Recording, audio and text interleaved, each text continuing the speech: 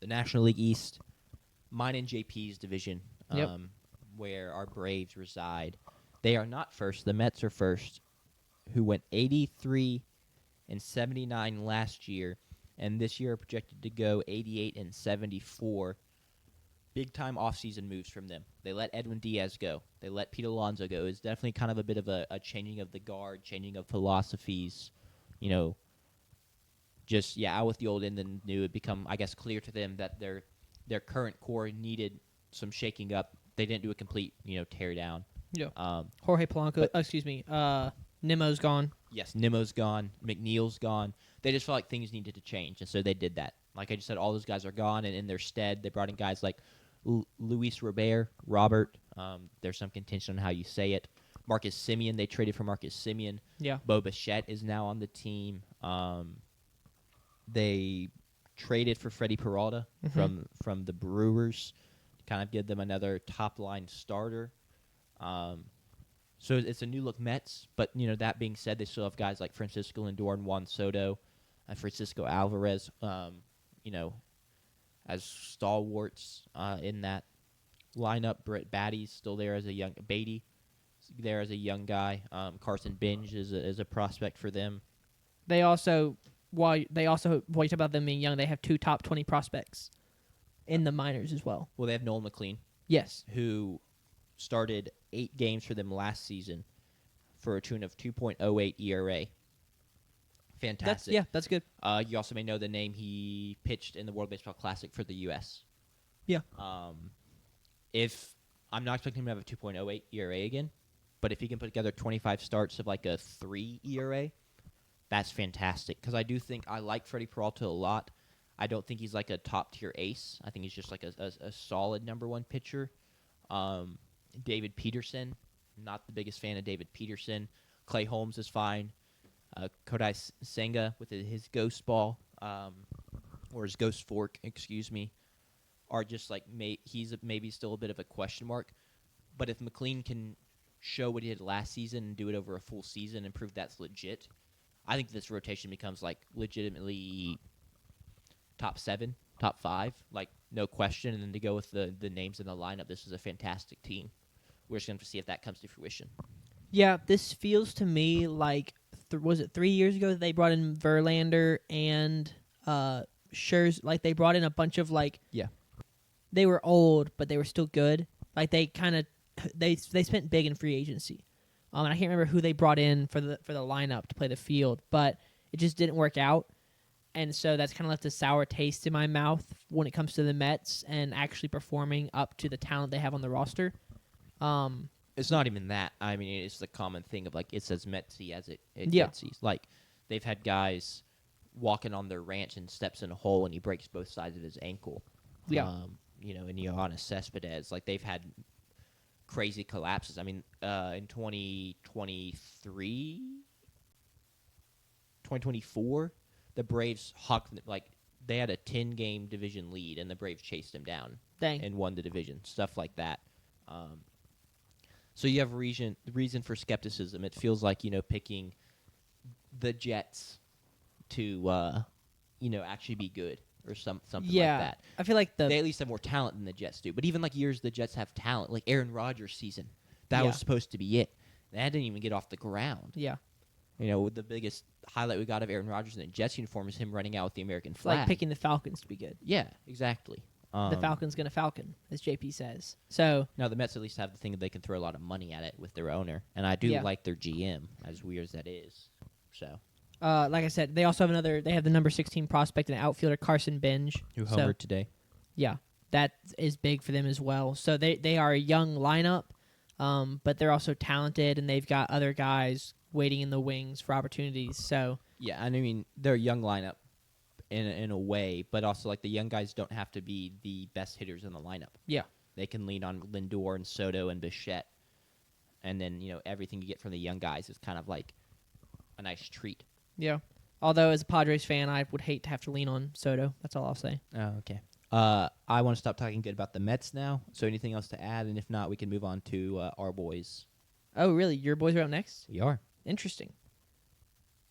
I guess Vegas is taking into account that y'all are going to trade Ronald Acuna. No, that's fighting words. I'll unplug your mic. I have access that That you is don't true. have. You could just. I'll just yell really loud into your mic then.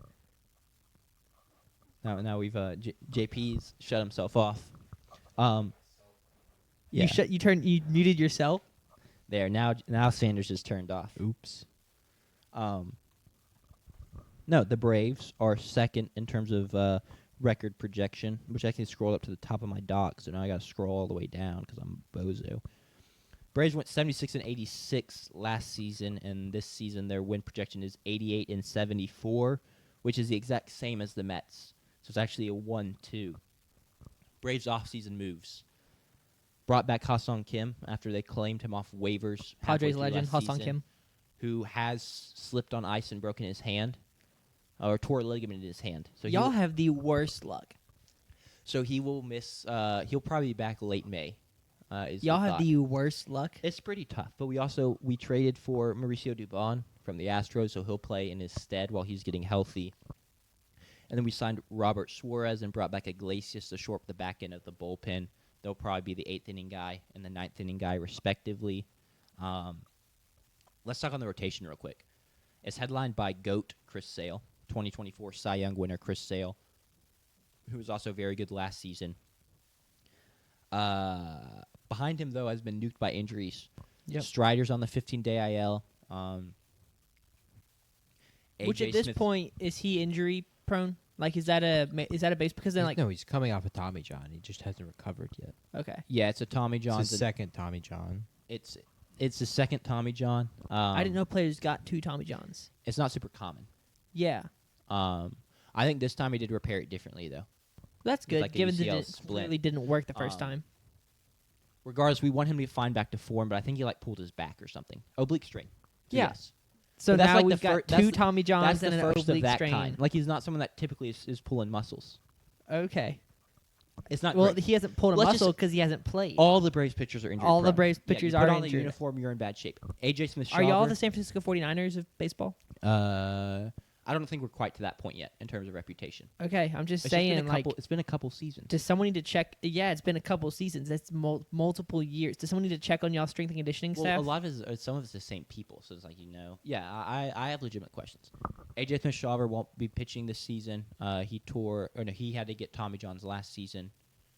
Spencer Schwellenbach had to get elbow surgery, and Hurston Waldrop also had to get elbow surgery, and so they're both out till midsummer. Joey Wentz tore his ACL in spring training and been pitching well, trying to earn one of the back-end rotation spots, trying to field a ground ball. So that one hurts. Yep. So that means behind Chris Sale are guys like Ronaldo Lopez, who's coming off a shoulder issue, Grant Holmes, who's coming off a UCL issue of his own, but is a good pitcher. I like him a lot. And then guys like, Braves legend Bryce Elder, who's not good, and Jose Suarez potentially, or Didier Fuentes may slide to that 5 spot, who's the Braves' top pitching prospect, depending on who you ask. Yeah, I would have y'all's as Cam Caminiti. Yeah. But he's ranked number 68. So that's not Didier great. is awesome. That's good. The Braves conspiracy theory is because we're Braves fans and hype up our guy, is he's just being really disrespected. Okay. But I hope he gets the 5th starting spot. I'll get to the lineup in a second, but I'm just going to talk about my swing players, and that's Waldrop and Schwellenbach. Way more talented than guys like Bryce Elder and even like Ronaldo Lopez at this point. And they're going to come back this summer, but the real question is how effective are they going to be with no real normal ramp up, not a full season? How much we're going to have to rely on them to come back and pitch? Because we've seen it so many times of pitchers come back summer or towards the end of the season, and they just never really find their footing. It's a lost season, basically. Yeah. If it's a lost season for those guys, we're in bad shape. We really need at least one of them to come back and legitimately hit the ground running and be good. But 2027, y'all will be great. So that's Yeah, good. except they'll probably just get hurt again. But let's move on to 2027. The Except that reason, we're not having despite those 2027. injuries, the win projection is so high is I'm expecting a bounce back from the lineup. Okay. And I would argue the projection is as well, just all things considered. Acuna said he's at 200% and ready to go. He looked great in the World Baseball Classic. Drake Baldwin, 2025 NL Rookie of the Year, has raked in spring training, looks to continue his great hitting ways. Matt Olson has been phenomenal for the Braves. Austin Riley has grown out the hair. Mississippi State legend Austin Mhm. Riley. Our manager has labeled him as the bounce back candidate of the year in terms of for the team, like the guy that's just really ready to hit the ground running again. Who's the bounce back? Sorry. Austin Riley. Okay. Michael Harris hopefully can learn how to take a walk. Maybe we'll see what we can get from Ozzie Albies. I think it's a good lineup. I don't think it's like best lineup in baseball, but like there's legitimate star power here. There's just great power in this lineup in general. You have a guy like Acuna leading it off. Sean Murphy should join the fold. Ha-Seong Kim will, fit into that lineup when he gets healthy. And I'm not saying he's a great hitter, but I'd say he's better than Mauricio Dubon. Yeah. I'm really high on the lineup. I think it's going to be a bounce back, and we can kind of see why so many of these guys got extensions and have gotten brought back and are still, have trust put in them year after year. How do you feel about Kyle Farmer as opposed to Marcell Ozuna? Well, here's the thing. We're supposed to be in great shape because Kyle Farmer wasn't supposed to be playing, except then Jerkson Profar got himself suspended for the whole season. Yep. Was Profar not going to play outfield? He was going to DH. Oh, Most okay. likely, and he did not really seem too happy about the fact. He would have played in the outfield some to give people some rest, but also Sean Murphy is hurt right now from a hip tear. He will come back in May. He'll catch. I am seriously concerned about y'all strength and conditioning. He'll catch, and Drake Baldwin will probably DH more often than not. Why is Drake Baldwin not listed? Is he hurt? He's there. Oh, is He's he? batting second. Okay, I just missed him. Apologies. No, you're good. Okay. Anything you'd like to add, JP, as a Braves fan? Well, we have a ring, so I don't This is really true. get what the 49ers You see my shirt? comparison Yeah. is here. 49ers don't have that, Yeah. so I think it's pretty invalid. Also, some of our injuries happened. Like Acuna tore one of his ACLs in Lone Depot Park in Miami in front of the Cinnamon Toast Crunch wall. So, Are y'all just going to bench him next time y'all play there? he made DH. It's like going to play at MetLife, basically. Okay. Genevieve 003 asked, will Unc Zuna still be attending Truist? I hope he still breaks out the character. He was a guy that dressed up like Marcell Ozuna, like neon arm sleeve and everything, and went to every Braves game. Okay. And he was called Unc Zuna. And Sick. was active on Twitter. Did signatures. Yeah. He did signatures? Yes. I went to a game, and He I was a big deal. was in a section by him, and he had people lining Did he up put for his own signatures. signature, or did he pretend to sign Marcell Ozuna's signature? I don't know. I didn't get a close enough look. I feel like that could get dangerous if you're signing someone else's name. He had a sick handlebar mustache and the flip up sunglasses. Became famous because he was dancing behind home plate at one point, and Marcell Ozuna hit a home run. Except, why would he still be attending if Marcell Ozuna is no longer? Because he's on the definitely still a Braves fan, and at this point, he's almost more than just Marcell Ozuna cosplayer. team? Okay. He's his own thing. He's Unc Zuna. He's Yeah. Unc Zuna. Okay. Like I said, y'all's top prospect is number 68, which I can't wait until 68 becomes a meme as well, just because it sits right in the middle of two already meme numbers. It'll happen eventually. But that'll be something y'all are one of those. There are some teams, you got 3 guys in the top 15, and you have some teams where the first guys in the 60s or the 70s. So y'all are one of those teams. Yeah, we had a couple bad drafts, and then also we traded a couple top prospects away for good guys. Yeah. So that's how it goes. Third in this division is the Phillies, who went 96-66 last season and won this division. But this season, they're projected to only go 86-76. Biggest offseason moves were re-signing Kyle Schwarber, who homered today, and they also gave Christopher Sanchez, one of their best starting pitchers, an extension. This is where Adolis Garcia is. They signed him, and they also brought in Brad Keller. The rotation's great. I don't really have any faults with it. Christopher Sanchez, like I mentioned, is great. Zach Wheeler is still there. Jesus Luzardo has been a good kind of get after he spent some time at the Marlins, and then maybe he went somewhere else, and now he ended up at the Phillies. Regardless, I digress. And then Aaron Nola. Aaron Nola, I think, is their projected number 4 starter. That's a really good spot to be. Now the guys are getting a little older. Is Zach Wheeler gone? No, he's on IL 15-day at the moment. Thoracic outlet decompression decompression All right, surgery. Interesting. So he's on IL, but hopefully he gets back at some point for Phillies fans. Rotation's great. It's in good shape. And then the lineup, you still have guys like Trey Turner, Kyle Schwarber's back, Bryce Harper's still there. Yep. Guys are starting to get a little older. Mm-hmm. Alec Boehm and Bryson Stott are some younger guys. Bryson Stott's been pretty good. Alec Boehm, shaky. He's a horrible defender. He's a joy to watch as a Braves fan when he plays third base. I guess it really is just maybe age. I am trying to figure out why the win total is. I am a little surprised they're listed as third in this division in terms of win I will say they projections. have the second best odds to win the division at plus 170, Sure.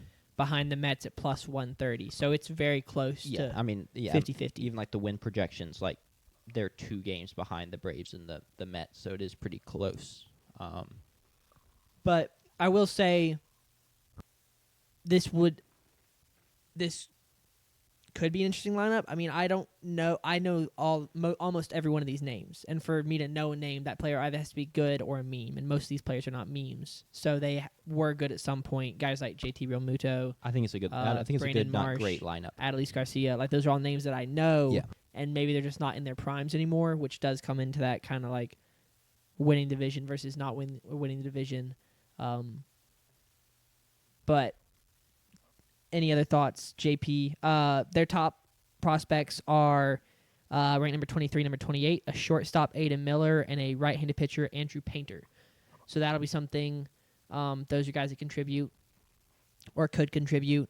They didn't really add a lot, and they moved on from Nick Castellanos, which he's now a Padre. For the best. Yep.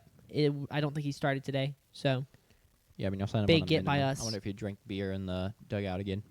who knows. But yeah, that was our biggest off-season addition. We'll get to Sure. that later. That's just me complaining. But we have 2 more teams in the National League East. Yes, the Marlins, whose 2026 record projection is 76 and 86. Their biggest offseason moves were signing Pete Fairbanks, and they also traded Edward Cabrera and Ryan Weathers, 2 pitchers away. And the biggest return piece from those trades was Owen Cassie in terms of like major league guys. You know, they got some minor leaguers back. I didn't sort through all of that. The rotation is headlined by Yuri Perez and Sandy Alcantara, who are both pretty good. The back end of the rotation is either younger guys or just like at this point inning eaters. Max Myers, my swing guy, he's looking to have his first full season as a starter after being the 3rd overall pick in I think 2020, maybe not, roughly 2020. He has a 5.29 career ERA, so I kind of feel like this is his last chance to like really prove that he can be a good starter. And then lineup wise, you have guys. Xavier Edwards is there. Kyle Stowers is a power bat. Christopher Morel's another pretty good power bat. It's just really not a good lineup overall, though. Yep. Up and down the line, I don't think there's going to be a good team. I don't think they really plan on being a good team.